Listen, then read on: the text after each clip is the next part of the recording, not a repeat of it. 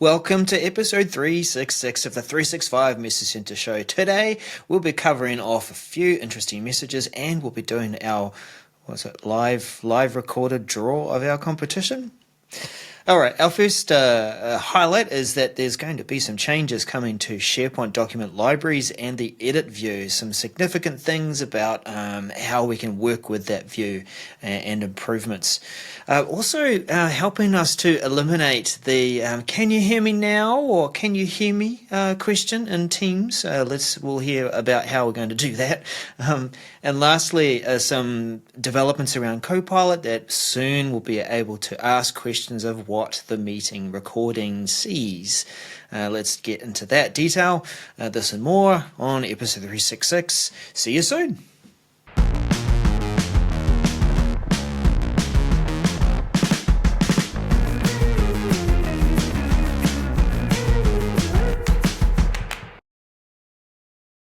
Yes. Hey. Hello, everyone. Welcome. Are we going to change our name now with every new episode? How's that? Well, we were the 365 Message Center Show for episode 365. So now that it's 366, are we going to... No.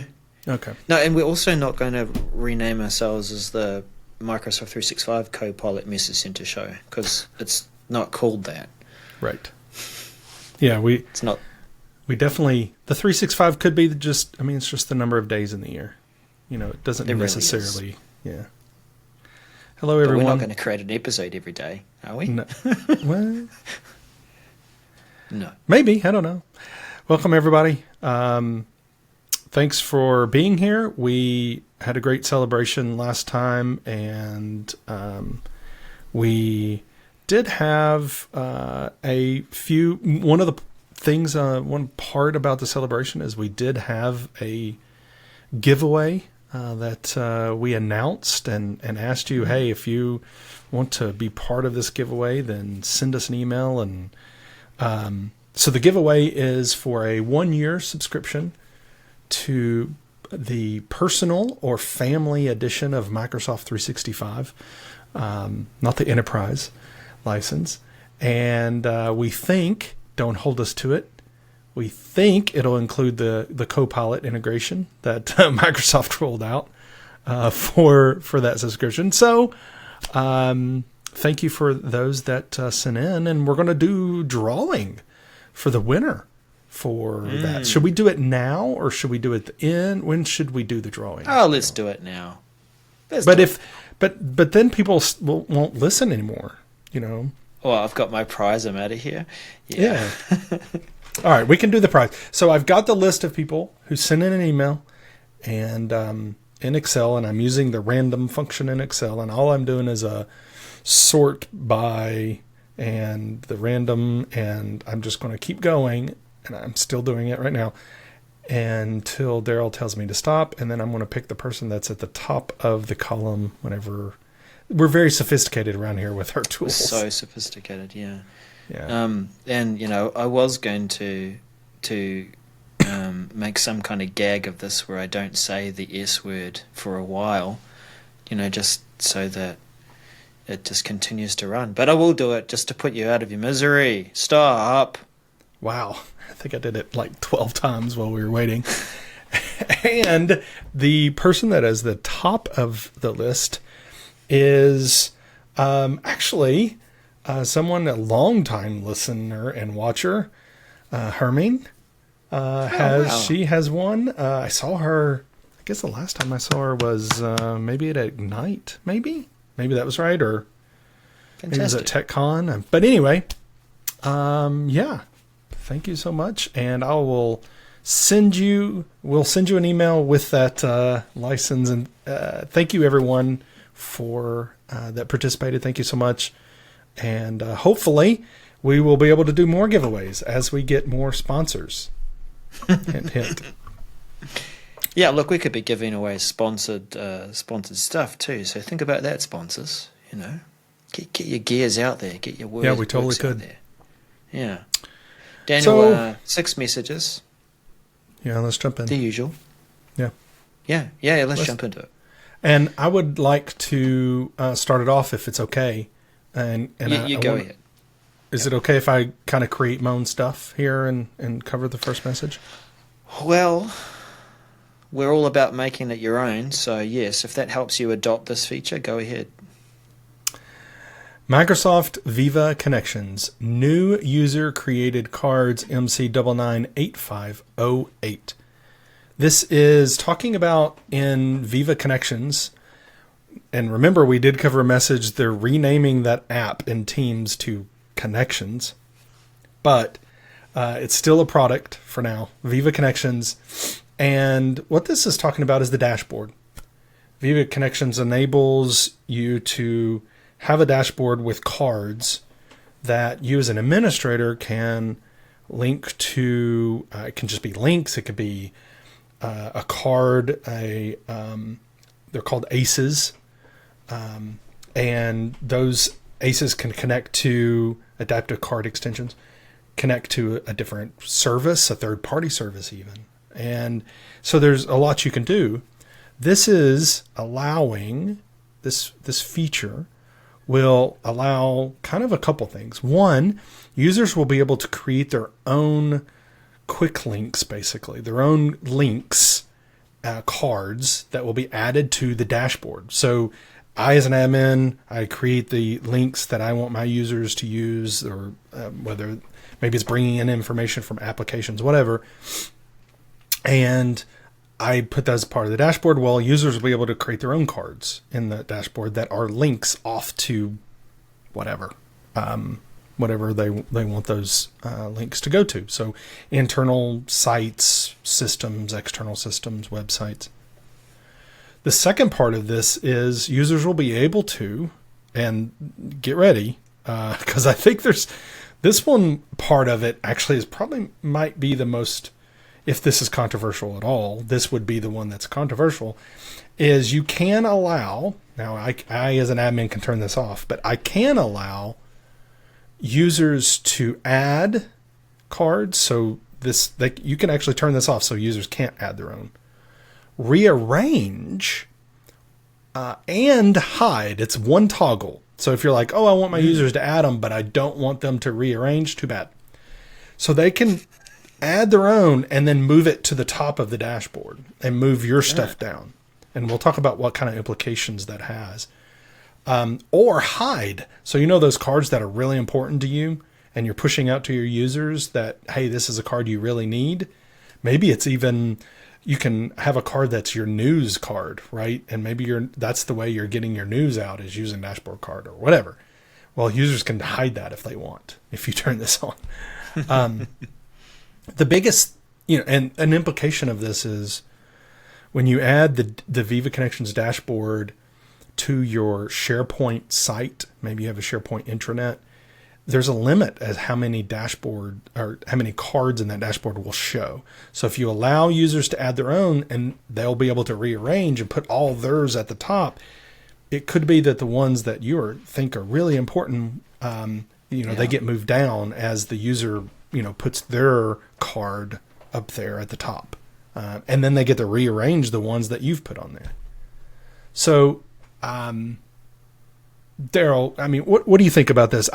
I personally feel like this is really the use of Viva Connections as a landing page. I feel like that's where this is targeted. It's not targeted toward organizations that are using a SharePoint intranet. It's more about maybe those small, medium sized businesses that are using just the default out-of-the-box connection experience. I don't know. What are your thoughts on that and this feature?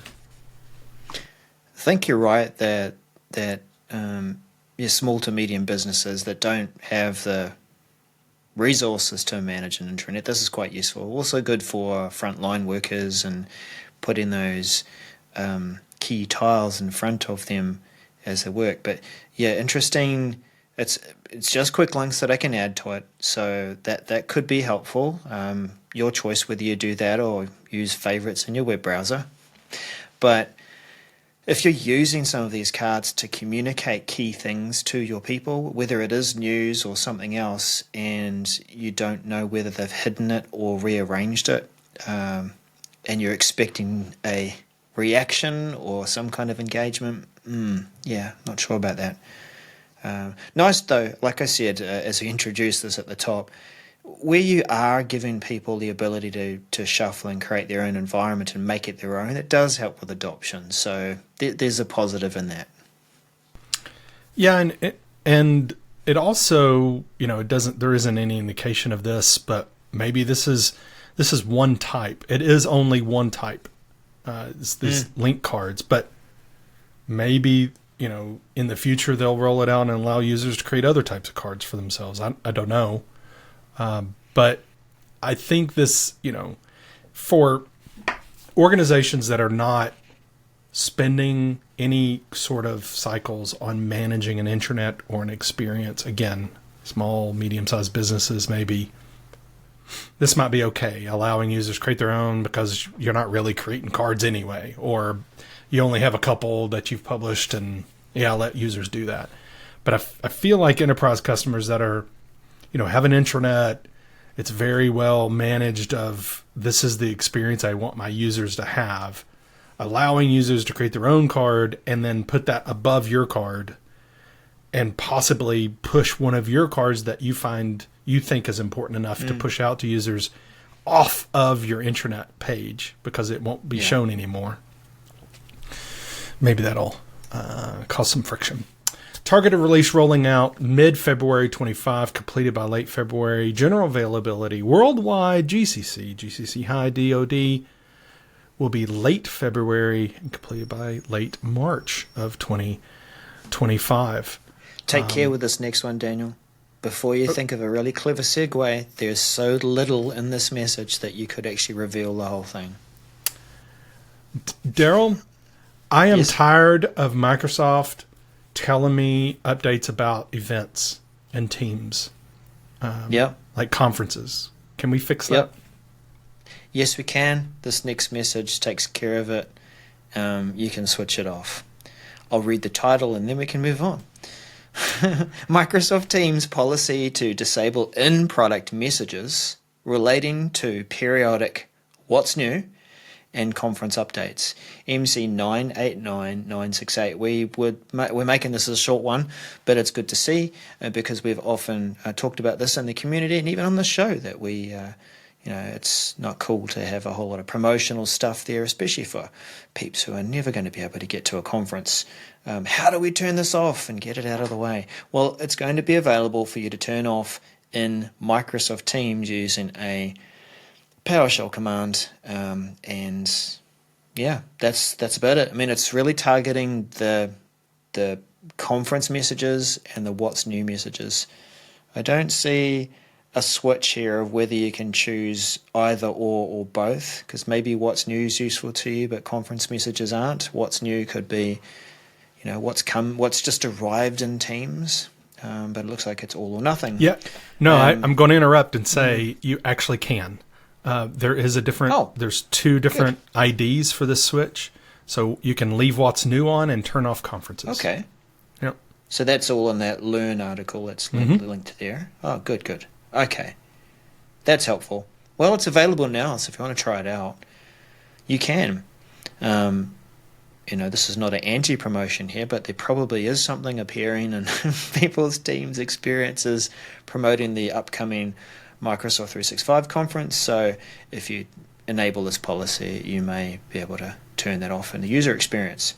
So available now, and let's move on to the next message, which is it's a good one, a big one, a significant one. I called it out as a highlight. Stuff happening in SharePoint and allowing you to edit things in bulk more effectively. Tell us about it, Daniel. Microsoft SharePoint updated document libraries, MC996585. This is now the title of this message could have been, Microsoft SharePoint updating document libraries for grid view and performance, maybe, because this is at the top. It's okay. Here are the updates. The first is pages and document libraries will load faster. Yeah, great. We love performance enhancements on page loads. Great. The other updates are pretty much all about the grid view. Save the ratings column improvements, but grid view. So grid view is that ability to do.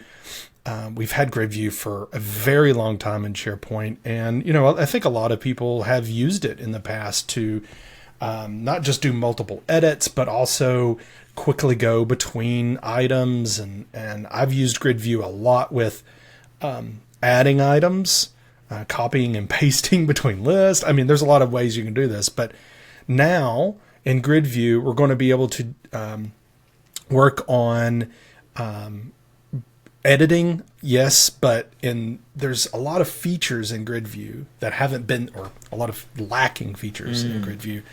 So things like, and it's pointing out here, enhanced editing for the choice field and image field editing to bring it in line with the way Microsoft lists work. But also commands weren't even available when you were in grid view. And that is kind of important. If you have a library that is, maybe it's your solution, the way you work with this library, with this content is in grid view all the time, well, you were missing functionality and being able to create new items. It just, there wasn't a menu item for that, for instance. Navigating between inside folders. Now, if you're in grid view and you click on a folder, it opens up a new tab and displays that, but you don't actually navigate into the folder. It's just not a great, rich experience. So, lots of updates here. Like I said, a lot of them on grid view. There's also scrolling. That's another item that's not necessarily grid view, but better scrolling for large libraries. That is something that I think a lot of people kind of have struggled with. Is Microsoft made it for performance, so that only like 100 items loaded, and then you scrolled and you kind of had to wait until others loaded. So there's that as well. And we've got some screenshots here. I think like the action.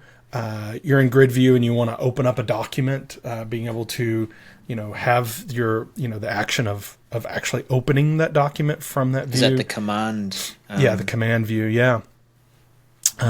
So that's great.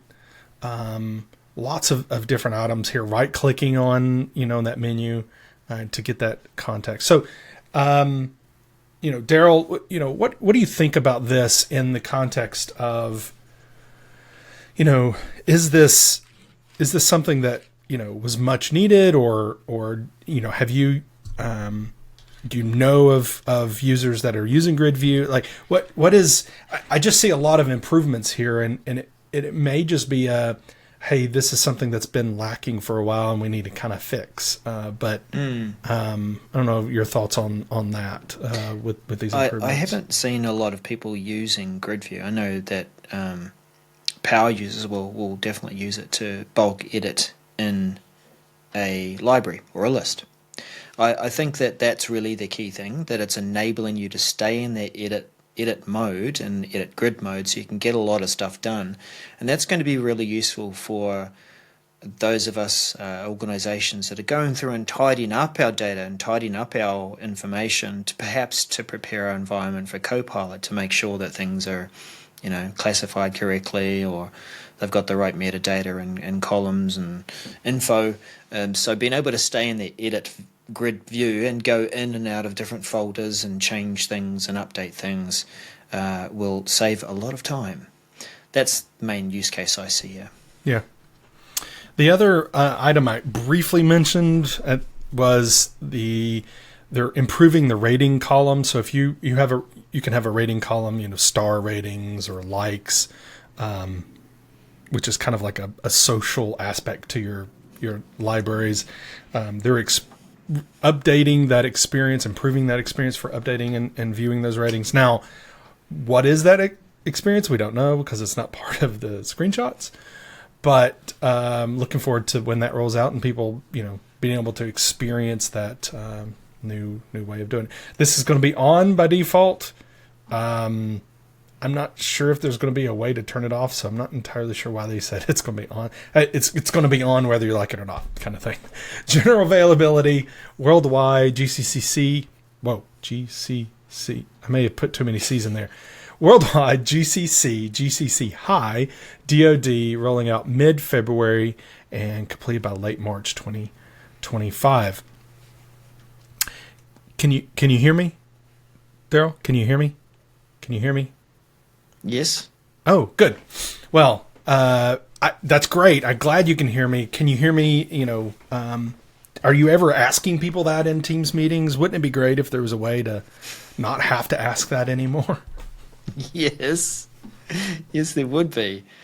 It's one of two of the most popular questions asked in meetings. Microsoft Teams' new microphone volume indicator for users, MC 989974. You'd think that this would have been here a while ago, but now it's good to see it come now. So we know this. We go to present, or we go to answer a question or respond to a presenter in a meeting, a webinar. We click the unmute button because we've been muted, or maybe we have muted ourselves, and then maybe it's the follow-on question is, can you hear me? Okay, good. I'll get on with my statement. This feature is going to give us a visual indicator over the mic button to show, with the level there, the activity, that as you're speaking into the microphone, as you hover your mouse over that button to unmute, you can see the levels go as you unmute yourself, and you get a few more visual indicators, but that's a really good one. Yep, I can see it bouncing around. You don't need to ask the question, can you hear me? You can just get on with talking. And this is really good, really useful. The screenshot on the message shows the full kind of mic settings. So if you travel your eye down, you'll see that usual kind of sound indicator that's there. But don't worry, you don't have to click the button to see that indicator. From what I see, it will actually sort of travel and it's a bit like the mic as a glass, and it's half full, not full. The levels go up and down. So that's really good. Darrell, can I suggest that there's another side of the coin for this, and that is maybe, I don't know, because these type of people probably aren't paying attention anyway, but maybe the people who shouldn't be unmuted and leave their mic on will see an indicator and go, oh no, I'm not muted, and mute themselves. Because I was just and it's oftentimes when people join meetings, I think, they join and they forget to mute themselves. And so that it's kind of annoying when someone's speaking and they're presenting or whatever, and you can't really, you're having a hard time following them because someone's mic's on and there's commotion going on, or they're in another meeting. Yeah, which happened to me this past week. You could hear another meeting going on, and it's like come on. So I think that's good. I'd really like it to be, Darrell, maybe the first few times someone joined, after this feature rolls out, they join a meeting, Teams. This is one time where I'm like, yes, I want Teams to point something out and be like, hey, this thing tells you if you are muted or not. I don't know.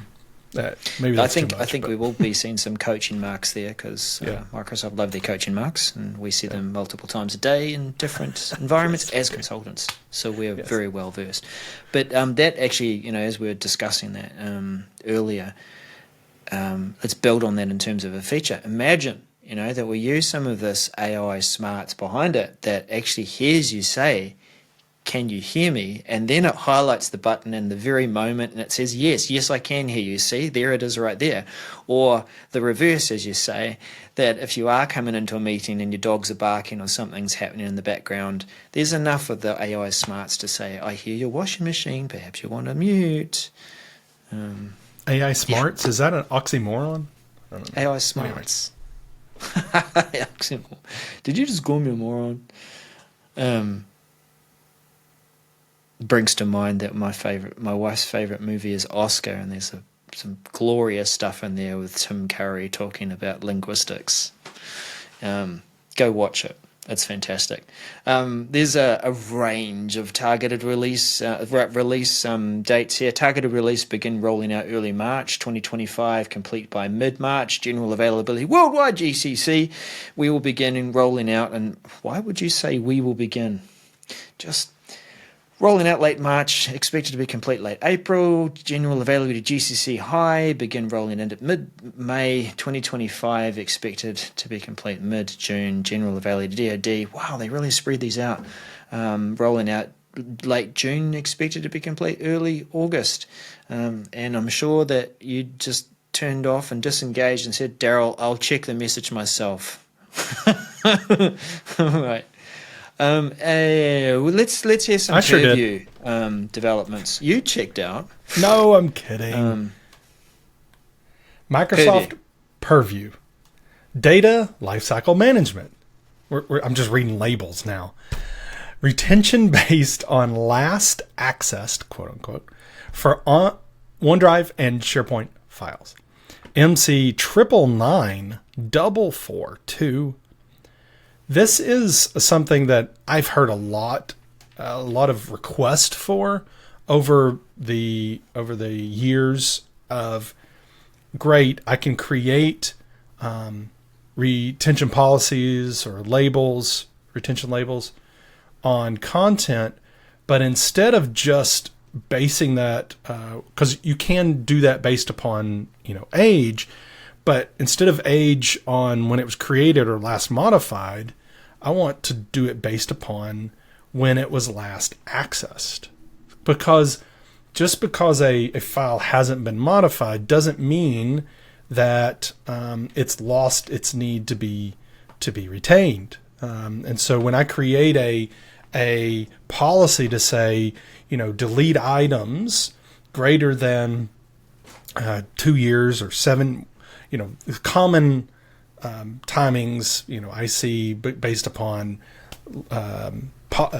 legal aspects or governmental reasons is 1 year, 3 years, 7 years, or 10 years kind of timing. But based upon those numbers, but when was it last accessed? So that, we're not, just because it hasn't been edited doesn't mean it's not important, right? Doesn't mean it needs to go through this deletion workflow. So that's the change here, and I think it's pretty exciting. In when we're creating that is one of the options we're going to be able to use, the last accessed. So you can think of documents that are referenced a lot, that are that maybe don't get updated that frequently, but are referenced for different functionalities or different solutions or ways, procedures, the way you do things. That's, that'll cover that. So I think that's great.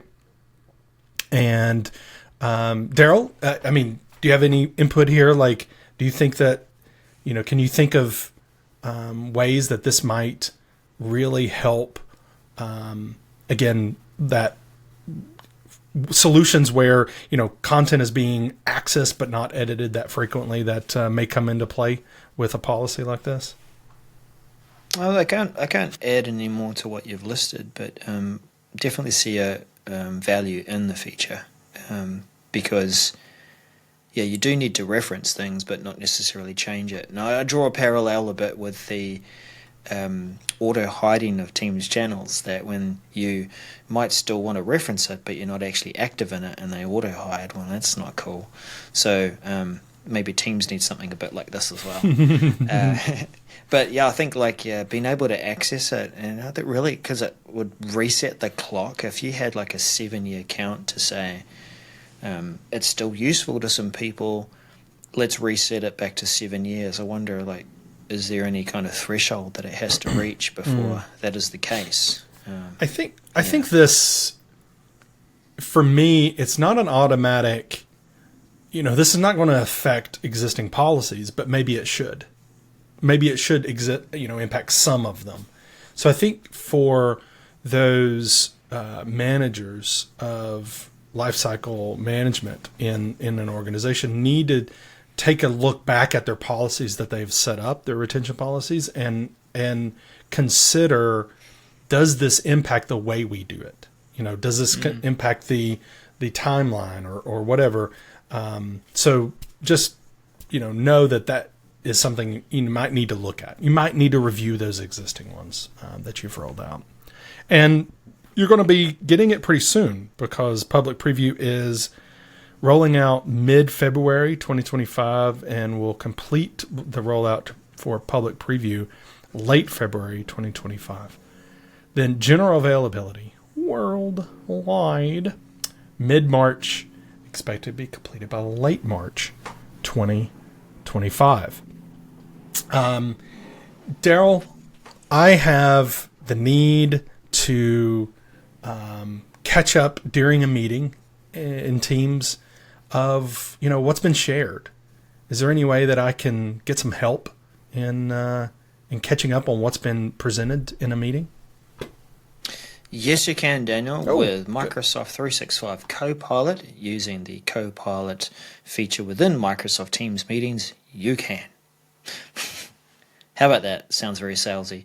MC998512. It is, it is a feature that, well, let's just backtrack a bit. Copilot within Microsoft Teams relies on you using Microsoft 365 Copilot. You have to have a license. Allows you to ask questions about the meeting based on what is in the transcript. So at a minimum, you have to be recording the meeting, and the transcript has to be running at all. Answer questions based on what's been said and how accurate the transcript has been at transcribing. But what we haven't been able to do is ask questions about what is seen in the meeting. Well, this is coming, right? When you share your screen and you're sharing a PowerPoint, an Excel presentation, a website, the content that is being shared, you'll be able to access, ask questions using Copilot. Now, this is using another level of Copilot capabilities that came in via OpenAI, and so it is using kind of that visual cues and not just the verbiage. That means that you could, Daniel, come into a meeting and you want to ask about the not just what's been said, but also what has been shared. Give me a summary of the slides that have been shared so far. I think we're going to need to see some good examples of what kinds of things we can ask about what's displayed on screen.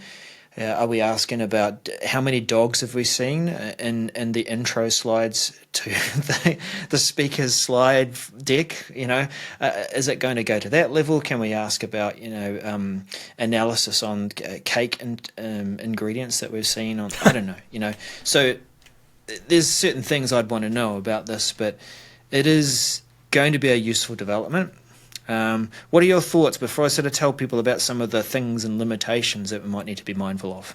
Well, I think that really what you were talking about there is what I'm in my mind of, is it going to be able to tell us colors and, is it going to be able to do interpretation, or is it just going to be, hey, I did OCR of the image that was shared, and I as Copilot, I'm taking that and making that part of the transcript or along with the transcript going to answer your question, right? Is that what's happening? Or is it I looked at the content that was shared, there was this happening, the profit was red, so therefore it's bad. And Copilot can go, well, profit is shown as, it was a chart or something, right? And profit was red, and it looked like it was declining month to month because that's what the chart showed, right? And is it going to interpret that, or is it going to be like, I can only see the text and understand what the text said and what people said when it was talked about? That's my, I don't know. That's my question about it. Yeah. You mentioned too about a question of whether it combines the transcript with what is being shown on the screen, and that you could ask a question using both sources of information to get some analysis. And I think one example that's given in this, I'm not clear on whether this is what the intention is, but asking or show me all slides and the feedback for each slide. So imagine that you come into a meeting and you want to sort of maybe it's a review of a slide deck that you're going to be using for a sales pitch or an RFP or something, and you're going through it with your team, and your team are commenting on different slides verbally, and so that'll become part of the transcript, and you want to say, well, what was their reaction? What were their thoughts? Can you summarize that for each of those slides? That'd be quite a prompt, and I wonder how much it would come back. But limitation-wise, there is a nice little safety here, because sometimes we do share things that we shouldn't. Oops, wrong window. Oops, full slide deck, rather full desktop instead of just the window. You're only going to be able to ask questions of things that have been shared in the meeting. First of all, the meeting has to be recorded, so it is recording what's being shared. And you can only ask it if it's been on screen for 10 seconds or more. So it does help you with those little oopsie daisy, and you can stop sharing it quickly if you need to. Will still mean that your content's part of the recording, but you won't be able to ask questions about it via Copilot. I think that's the main limitation there, and that you do have to have a license, be transcribing and recording, so that you can ask those questions. The 10-second thing also means that perhaps it's also a period of time for Copilot to ingest the content, to understand what it's seen, so you can ask questions of it. What do you think about that, Daniel? Because I think that's going to vary. Hey, that would be. I'm wondering if that 10 seconds is that more of a safety thing, a safety in what you were describing of, oh, that's not what I wanted. Let me go look and try to find what I want, but you're still sharing the thing you didn't want to. But or is it more about the functionality of Copilot? Maybe it's both. I don't know. That would be an interesting question. I think that the part where it could come into is, what if you show something, but you talk about it briefly, but you only show it for 9 seconds and you click next because it was pretty simple. Yeah. We all knew what it was. So we made a comment. There was another comment. It was less than 10 seconds. You moved on. Well, now that's not going to be included. Okay. You can watch the recording, I guess. But I feel like, I don't know. It just, well, it's interesting. Okay, imagine that you have been sharing that window for a while. I think it's really just referring to that first 10 seconds of when you click share. So you click share, and then you ask the inevitable question, can you see my screen? And that already fills up the 10 seconds. Sorry, little throwback to a previous message.